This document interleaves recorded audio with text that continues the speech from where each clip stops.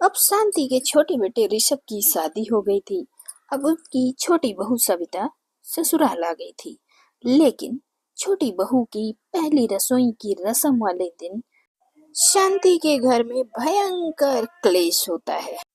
जहाँ सुबह सुबह शांति खर्राटे भर के सो रही थी, वहीं उसके कानों में उसकी दोनों बहुओं के लड़ने की आवाज आती है। अरे तेरी इतनी हिम्मत! तूने मेरी रसोई में जाकर कांच की कटोरियां तोड़ दी। अरे तो क्या करूं? मैंने ध्यान नहीं दिया, गलती से हाथ लग गया और गिर गए तो क्या हुआ, दूसरी आ जाएगी।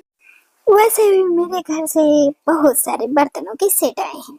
अब आप इन टूटे फूटे बर्तनों को हटाकर मेरे मायके से आए बर्तनों का सेट लगा लो, वरना इन कटोरियों को देखकर तो यही लग रहा है जैसे भीख मांगने वालों से लेकर आए हो। अरे तेरी जुबान कुछ ज्यादा नहीं चल रही? अभी तुझे आए इस घर में एक दिन भी नहीं हुआ और जुबान तेरी 18 हाथ की कैंची की तरह कटर कटर चल रही है। अभी के अभी निकल मेरी रसोई से, चल। किचन से तो मैं निकल जाऊंगी, लेकिन मेरी पहली रसोई की रस्म तो पूरी कर लेने दो। अब दोनों देवरानी जेठानी में ये महाभारत छिड़ी हुई थी कि शांति कमरे से उठकर वहां आ जाती है। अरे सुबह सुबह राम नाम लेने की जगह तुम दोनों यहाँ एक दूसरे के बाल नोचने पर तुली हुई हो। माँ जी, अब दीदी को समझाइए ना, वो मुझे रसोई में नहीं जाने दे रही है। और तो और आज मेरी रसोई की पहली रस्म है, वो मुझे पूरा नहीं करने दे रही। माँ जी, आप इसके बारे में जानते ही क्या है? अरे अभी अभी किचन में गई है और कांच के बर्तनों का सारा सेट तोड़ कर रख दिया है। अरे छोटी बहू, क्या कर रही है तू? कल ही आई है तू और कल से पूरा हड़कंप मचा रखा है। माँ जी, इसे रसोई की पहली रस्म करने से रोक लीजिए, वरना किचन का सत्यानाश कर देगी। दीदी देखिए, मैंने कहा ना, ये मुझसे गलती से हो गया है। अब आप ना कुछ ज्यादा ही बोल रही हैं। भला मैं अपनी रसोई की पहली रस्म क्यों ना निभाऊं? अब दोनों बहुओं की ये तू मैं देखकर शांति पास वाले सोफे पर अपना सर पकड़कर बैठ जाती है। वहीं दूसरी तरफ सविता और कीर्ति जोर जोर से चिल्ला चिल्ला कर लड़ाई कर रही थी कि तभी उनकी पड़ोसन पुष्पा आ जाती है। अरे बड़ी बहू, ये तो नादान है, तुम तो समझदार हो। अरे तुम दोनों इतना क्यों लड़ रहे हो? बाहर सारा मोहल्ला इकट्ठा हो गया है और कह रहा है कि कल की आई बहू कितनी बदतमीज है। आते ही घर में कलेश मचा रखा है। पुष्पा काकी, आपने भी इन लोगों का नमक खाया हुआ है, तभी आप इनकी साइड ले रही हैं। आपने पूरा मुद्दा जाना कि लड़ाई किस लिए हो रही है? अब मुद्दे को कौन पूछता है बहू, सब तो यही पूछेंगे ना कि जिस घर से पहले एक कौवे की आवाज भी नहीं आती थी, उस घर से अब छोटी बहू की आवाज आती। हाँ हाँ, मेरी वजह से ही इस घर में क्लेश होता है, वरना ये पहले घर तो स्वर्ग था ना, मेरे आ जाने से नर्क हो गया है, यही कहना चाहती है ना आप? अब पुष्पा के लाख समझाने के बाद भी शांति की दोनों बहुओं के बीच जमकर झगड़ा होता है। अब पुष्पा भी शांति के बगल में सोफे पर सर पकड़कर बैठ जाती है और शांति से कहती है, अरे शांति, तेरे तो भाग्य ही फूट गए। ये तेरे पिछले जन्मों के बुरे कर्मों का नतीजा है जो तू आज भुगत रही है। अब तो लगता है मेरे घर में खाने की भी आफत आ जाएगी और ये अनाज के रहते हुए भी मेरा परिवार भूखा मरेगा। अरे इन दोनों की लड़ाइयाँ ही नहीं बंद होंगी तो ऐसे में कौन क्या बनाएगी और कौन क्या खाएगा? हे प्रभु, अब सब आपके हाथ में है। अब दोनों बहुओं का झगड़ा देखकर शांति को ऐसा लग रहा था कि आज तो खाने की भी लाले पड़ेंगे, और होता भी ऐसा है। अब शांति की दोनों बहुएं झगड़ा करके अपने अपने कमरे में चली जाती हैं, और बेचारी शांति, जिसे सुबह सुबह चाय भी नसीब नहीं होती। और फिर शांति पुष्पा के यहाँ जाकर चाय पानी नाश्ता करके आती है। माँ जी, अब ऐसे नहीं चलेगा। आज सुबह से इस घर में अन्न का एक दाना भी नहीं पड़ा किसी के मुंह में। अरे मेरा तो चल जाएगा, पर आपका इस उम्र में खाना नहीं मिलेगा तो उम्र से पहले ही आप यमराज के पास चली जाएंगी। अरे कह तो तू बिल्कुल ठीक रही है, लेकिन सुबह से तू कहाँ थी? अरे सुबह में तुझे तेरी सास की याद नहीं आई? माँ जी, मैं जा रही हूँ शाम का खाना बनाने। अगर उसने फिर से क्लेश किया तो उसे उसके मायके भिजवा दीजिएगा। वो इस घर में रहने के लायक ही नहीं है। अब शाम का खाना तो किसी तरह से बन जाता है और फिर सुबह के खाने को लेकर फिर से दोनों बहुओं के बीच में किचकिच शुरू हो जाती है। और यह देखकर शांति अपनी पड़ोसन पुष्पा के घर पहुंच जाती है। और जब लड़ाई शांत हो जाती है तो पुष्पा के घर से शांति जैसे ही घर आकर सोफे पर बैठती है, फिर से दोनों बहुएं लड़ने लगती हैं। अरे तब से तो घर शांत था।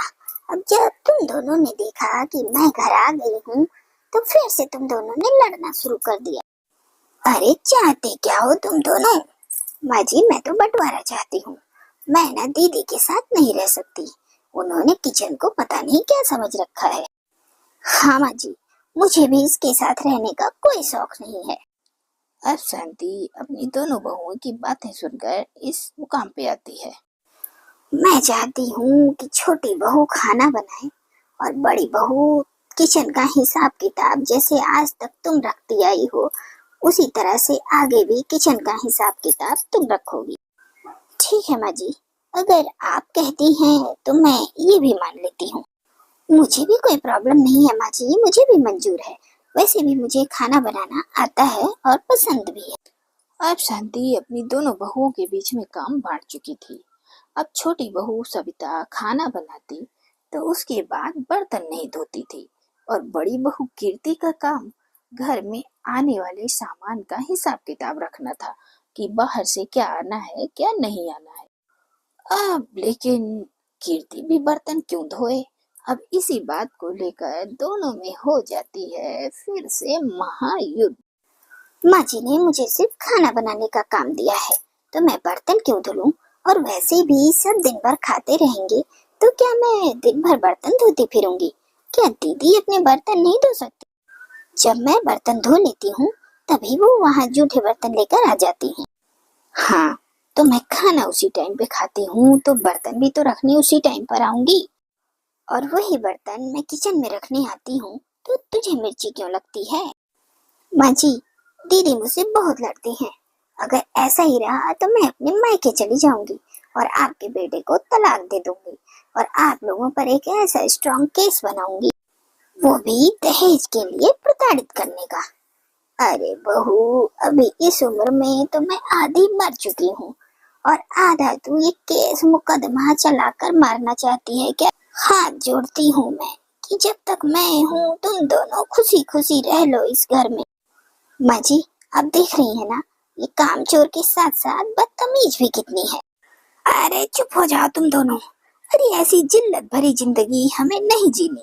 अब शांति अपनी दोनों बहुओं से बहुत परेशान हो चुकी थी और इस लड़ाई के बाद भी वे दोनों खाना नहीं बनाती और फिर थक हार कर शांति को अपने बेटों से खाना बाहर से मंगवाना पड़ता है। अब तीनों बैठकर खाना खा रहे थे कि तभी कीर्ति और सविता वहां आती हैं और ताली बजाकर हंसने लगती हैं। अरे कितनी बेशरम हो तुम दोनों, ये क्या तरीका है खाना खाते हुए हंसने का? माँ जी, मैं तो हंस इसलिए रही हूँ कि हमारी चाल कामयाब हुई काम से बचने के लिए। क्यों सविता? हाँ बिल्कुल सही कहा दीदी आपने। हम दोनों ने काम से बचने के लिए ये चाल चली थी जिसमें हम दोनों कामयाब रहे और आखिरी में आप लोगों को बाहर से खाना मंगवाकर खाना ही पड़ा। क्या ये तुम दोनों ने मिलकर किया है? अरे बहू, तुम दोनों को थोड़ी सी भी शर्म नहीं है? इस उम्र में तुम दोनों ने हालत खराब कर दी मेरी।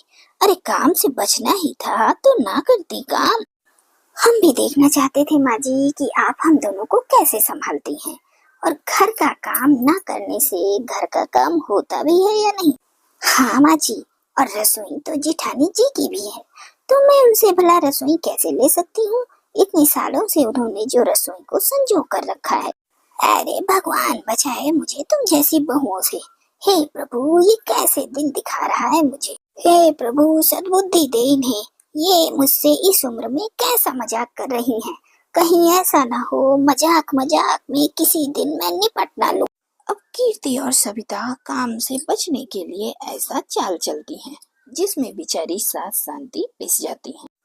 लेकिन बाद में सच्चाई सबके सामने आ जाती है, जिसे सुनकर शांति को भी हंसी आ जाती है।